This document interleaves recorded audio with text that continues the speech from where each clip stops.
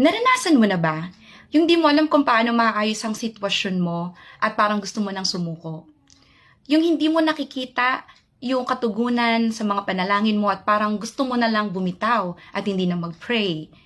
Yung hindi mo nararanasan yung mga pangako ng Diyos sa buhay mo at parang pinanghihinaan ka na ng loob. Mga kapatid, minsan dumarating tayo sa ganyang punto natin pong mga buhay.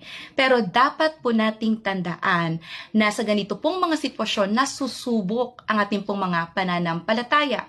Faith is believing God's promises kahit hindi pa po nangyayari.